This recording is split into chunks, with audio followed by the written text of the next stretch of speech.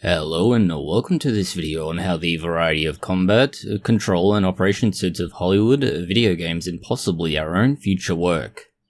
What we are talking about is the Biomechanic suit interface. In slightly less convoluted words, we're talking about how your body communicates with an outside system like armor, hazardous environment suits, mules and prostheses to name just a few examples. The interface is incredibly important. Too little interaction and control leads to the suit causing harm. Just consider what you see in Iron Man.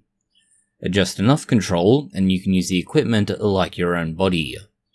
Too much control and you're unable to maintain control over the suit and have to learn to effectively use your own body all over again. Getting this right is incredibly hard. More so if you want to use the interface as a means of making something like a prosthetic hand work. Consider, if you will, what a claw machine game is like. You have to control a vaguely competent appendage from a distance. It is a nightmarish and often futile effort. The problems range from how it is rigged to the lack of fine motor control. Arguably, the latter is the only thing you can do something about. This control is the key point of any suit interface. It allows for a natural, if not organic and synergistic utilization and interaction of the suit wearer and equipment. No more loose claw that cannot grip or grips too hard and therefore you never get the prize. In terms of how this works, we're going to look at it from two major perspectives. That is the sensory method using switches, plates and connectivity. The other is more invasive and direct. How can we directly link the suit to the body and to the neurological system in particular? Let's start with what is arguably the more simplistic mechanical suit. If you have something like sensors, these are things you could theoretically buy directly off the shelf at any electronics store. Think of like gyroscopes, pressure sensors and so on. These can all monitor and currently do monitor the movement of the body. It's used for things like gait cycle detection, a gait being walking. The key with this is that these, because they are mechanical, are relatively cheap and straightforward to install. Relatively. To be clear about it, we're talking about the physical installation, not the actual functionality yet. The effects of this means that you can train people with something like a stroke or other issue where they can no longer control their body more effectively, and these have been tested in clinical trials. The findings have been surprisingly promising, things like the ability to almost retrain the brain, the ability to modify step length and the movement when you are walking, and thereby, let's say, return a degree of normal function. Then we have something like, say, exoskeletons. Now, exoskeletons being slightly different as they're not really intended for diagnostic and clinical purposes. Rather, they're nearly always intended for functional purposes, such as, say, manufacturing, logistical work, or combat. These are done slightly differently, as they take something like the knowledge of the gait cycle, and they will then measure the activity right the way from the top of the leg to the very bottom of the foot. It's necessary knowledge to be able to know what is happening. They measure the forces that are applied, where they're applied, how long they're applied for, and so on. This can be done with something like a footplate switch. This is in the insole of the shoe and it allows for figuring out where the forces are applied, and this is largely key. If you don't have the appropriately sized and located sensors, you can't get the appropriate measurements. Secondary to that is the durability of these features. That is, how long will they last and how well will they function as they slowly deteriorate. What is important for this information is not just that you get this information and you get this information reliably, but that you get a large enough sample size from all of this data that you can effectively be able to know what the person involved will be doing at any given time based on the mechanical measurement. That is, how is their body acting? And that is the key here. If you don't have the necessary measurements to know what's going on from a physical point of view, you're not able to provide the appropriate support at a minimum, let alone be able to use it in something like combat or trying to lift a heavy object to move it from one place to another. The other issue with this would be rather more pragmatic, and that is simply how do you transfer the data of one individual to another suit, for instance? That is, let's say they were to upgrade the equipment. How do you ensure that an individual moving from, say, one location to another where they then change equipment can use it without any particular hiccup, delay, or other problem? The simple reality is you would need to be able to transfer the data.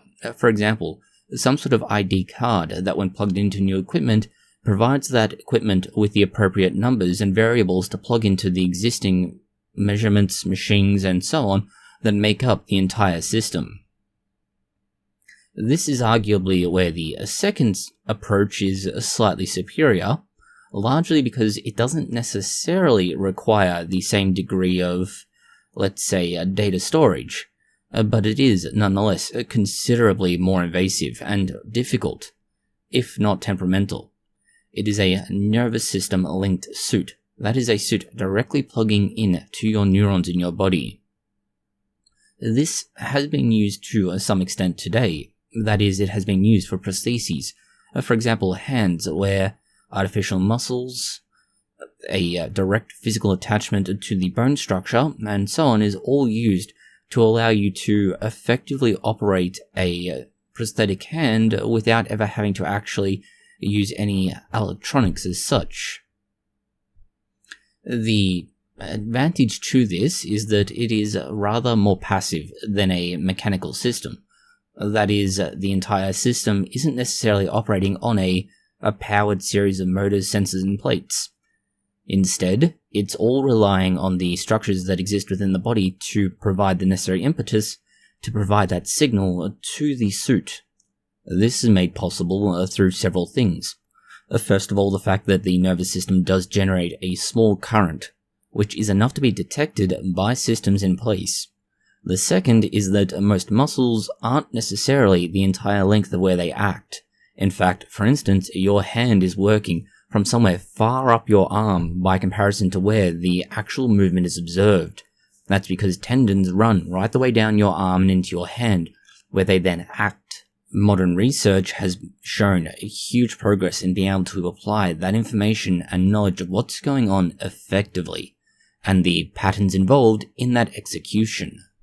The advantages to this over something like a mechanical sensory system is that it's directly measuring the output from your nervous system on the periphery, or central nervous system in other cases, and being able to apply it without the need for any external dataset or analyses. As long as the system is able to understand the signals being received, it can act.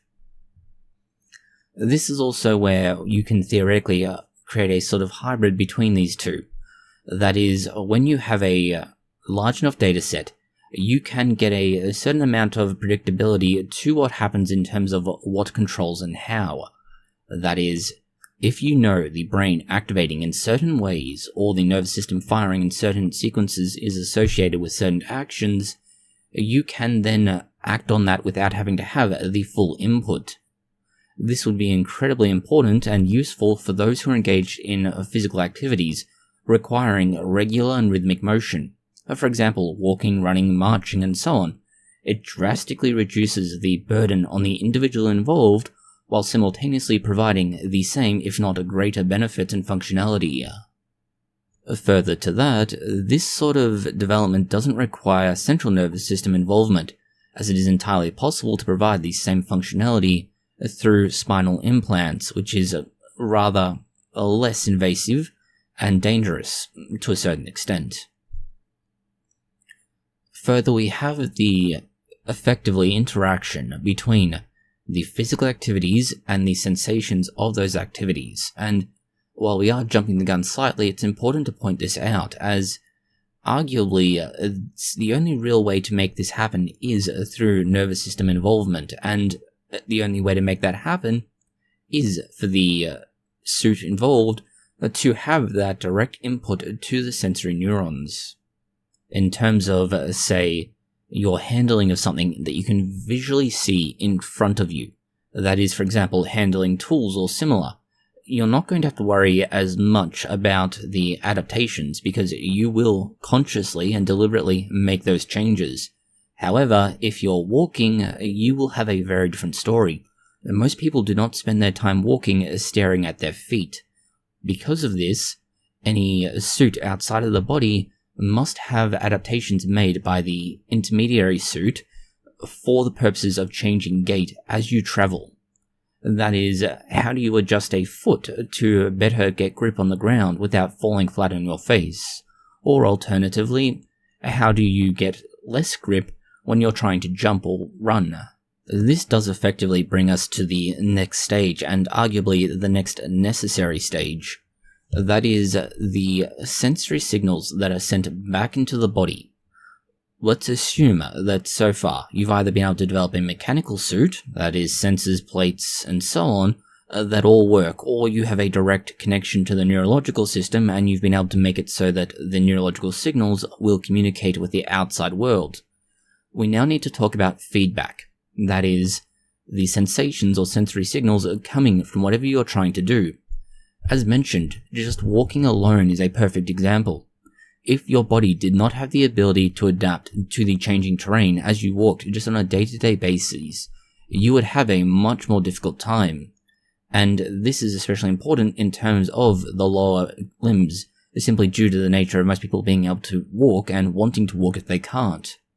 But if you're handling delicate items, or you're trying to get a better grip on a large box, or something similar, all of these are cases where you would need that signal coming back into the brain to be able to make the modifications, or if not the brain, certainly at least as far as the spinal cord. The way this can be done is one of two major methods. Either, as mentioned, you can have the direct and clear-cut neurological input, that is, you effectively read signals from neurons, or you directly interfere with and interrupt signal from the neurons and read it and send it out. Another option is mechanomyography, or something similar. That is, where you can measure muscle activity through how thick it is at any given time. This would work to some extent, but it has much of the same issues we mentioned previously of increasing fatigue of the user, increased muscle control of the outside system, but you are still using your own muscles, meaning that you will fatigue. An alternative would be something like a myogram, which is where you literally measure the activity of a muscle and the signals to it. This would not necessarily reduce the fatigue, but it would give a much greater degree of control.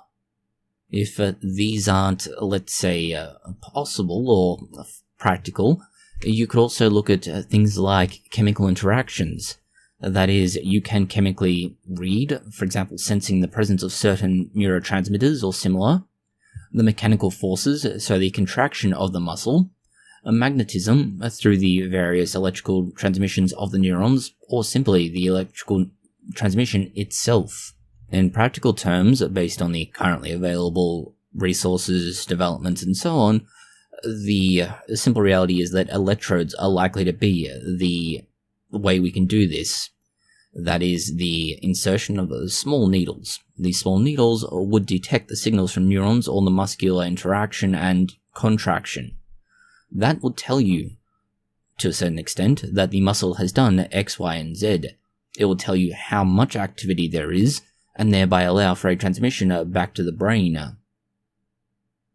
There's also the possibility of using the neurons themselves to send the electrical impulse along, and that electrical stimulation would be what's required. Now, this can work both ways. You can either send a electrical impulse into the muscles for those who aren't able to walk, for instance, due to muscle paralysis or similar, or you can have a perfectly functional muscle send the electrical impulse out to the outside system. In either case, it can be used to either improve someone's health and well-being through gradually training their body to be able to function through the outside exoskeleton being the system that's controlling the human body, or alternatively, you can have the human body control the outside exoskeleton. This allows for synergization of the outside mechanical suit that has much greater power and strength than the human inside does. It allows you to move the human body, or alternatively have the human body move the exoskeleton without any sort of combat or conflict involved, thereby avoiding issues of individuals getting injured. We do sort of need to move on from just the practical realities and something about the output itself. And the output is arguably the biggest issue we're going to have here. We've spoken a lot about how you can detect it, what the detection is, and how it could be achieved, and what the practical realities are now. But how do you actually use that signal? And this is where output can arguably be just as important as input. Instead of using a model that has a particular targeted joints to move, you're going to want to instead focus on the muscles and the neurological control of those muscles. The reason for that is very simple. If you try and force a muscle to move when it's not ready to move, you're likely to cause damage, and that damage can cause a lot more problems than you're trying to fix, or alternatively, injure the operator. This is where the different kinds of exoskeletons can be kind of important, if not very important. There are two major kinds. There are weight-bearing devices that will take the load and directly accommodate it, whereas the wearer is largely there primarily as an in-situ control mechanism. They're not really there to effectively be the actual machine. They're just there to ensure it, as it's a, for lack of a better word, a humanized robot. These are all well and good, but they're not ideal. Then we have something like joint targeting devices. Now, these are more focused for rehabilitation, but they are effectively providing the same general idea. That is, they can both be used the same way to some extent. That is, both can provide much the same benefit in terms of being able to target either weight-bearing or joint-bearing. Weight-bearing removes the physical demands, while joint-bearing retains some of the physical demand, while also still taking away a large percentage and providing the same range of motion. This latter part being particularly useful if you're trying to provide physical therapy. The difference being, to a certain extent, just how much of the activity the individual is either responsible for or needs to accommodate. Then we have the effectively entirely independent autonomous systems. These would be something very much like, say, a mule or a exoskeleton. Something where the individual is able to operate entirely without any real, let's call it, implications of the environmental actions they do, unless they break the machine. Because of this, it means that a person can freely work within the environment they're in. This is useful more in the terms of construction, labor, industrial, and even military applications than it is for therapeutical reasons. Although there are therapeutical applications. The advantages of something like an autonomous system are that there is no demand on the body as such, because you aren't ever having to actually physically control it for the most part. That is, you don't have to exert the force that you would otherwise have to achieve the same or, if not inferior, results. You don't have to put out as much energy, the body doesn't have to work as hard, therefore there's not as much strain and fatigue, and so on. These all make them extremely useful, notably for things like being able to ensure someone can do physical activities that they otherwise could not do. This is useful if we're trying to reduce the cost of rehabilitation. If somebody's going to get fatigued very quickly, that is, somebody who's trying to learn how to walk again, use their hands or arms and so on, this would increase the amount of time they can physically do so during each recovery or rehabilitation session. Or alternatively, it would allow a soldier to march for longer, fight harder, and do more. Or for somebody to achieve more in their shifter factory. The challenge in doing this is going to be having the exoskeleton itself be light enough and powerful enough, and also to a certain degree cooperate with the body enough, that all of the weight and systems involved don't take more effort to function than the individual would otherwise have had if they didn't have the exoskeleton involved. Some current research shows between a 5 and 11% improvement in functionality without the exoskeleton. Then we have the actual control, and control is going to be key here. We've mentioned some of the issues to do with whether or not you can actually control a claw machine, for instance. These are the perfect examples of where you have just a little bit of control, but not enough to get what you want reliably. And this is pretty much the crux of most of this research at the moment. That is, maintaining steady control over whatever you're trying to do. So, if you're trying to write, Can you write, for instance, without having to worry about your hand slipping, the pen being dropped, or suddenly jerking and scribbling all over the paper you're using? Can you walk consistently, and so on? All of this is a big problem, because we're not talking about a single point of contact for most activities, nor are we talking about a single control point. Instead, we're talking about multiple joint positions, multiple movements, multiple speeds, multiple strengths, and so on. All of this needs to be accommodated for, and to a certain extent, it needs to be sent back to the human that's operating the machine, because if you don't have this, you're not able to use them. Current research has found that there are 4 high-level controls that are useful. These are joint angle, time, neuromuscular models, and electromyographic measurements.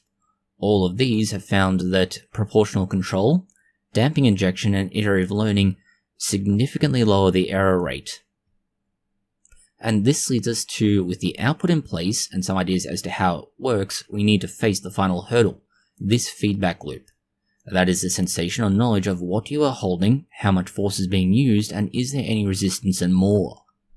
These are all absolutely essential points if you want to exhibit control over the thing you are interacting with. Consider what would happen if you could not sense how much force you are using when holding an egg. Either you would drop it, hold it correctly, or crush it. 2 of those options are bad endings. That is just an egg, but what if it's a stretcher, a steel beam, or on a construction site, or other high risk and high value scenarios? What if you're using a robot to conduct surgery from thousands of kilometers or miles away, remotely operating on an individual, and suddenly, because the machine is not responding correctly, your scalpel doesn't cut correctly? If no feedback loop exists, everything so far has been pointless, to a certain extent.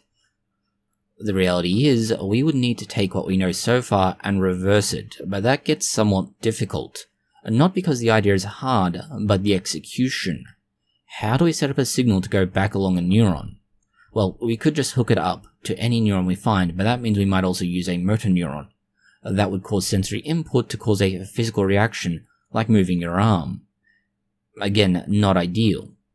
We would need to find and hook up the right neurons.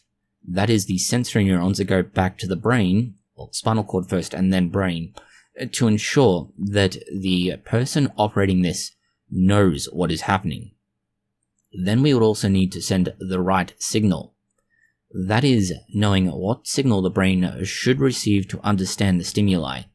Think what it would be like if holding something sent neural pulses every 100 milliseconds, but due to a failure to accommodate for the fact that the signals are sent at that rate, we instead sent it at 1 neural pulse every 10 seconds or every 1000 milliseconds. It would drastically alter the perception of the stimuli. To a certain extent, you can see it modeled here with this prosthetic hand. By adding rubber bands between the strings involved, they reduce the rate at which the hand will move, owing to the simple fact that they add a period of buffer where you need to increase the strength of the action to get a much lower result because of the stretch. The stretch is like a delay in that signal or a reduction in that signal. Fortunately, we can use some of the information already obtained to know the signal received by the brain. This can be done through things like MRIs, ECGs, and so on. All of this can be used as measurements to understand what's received by the brain. But we also need to know what signals are sent.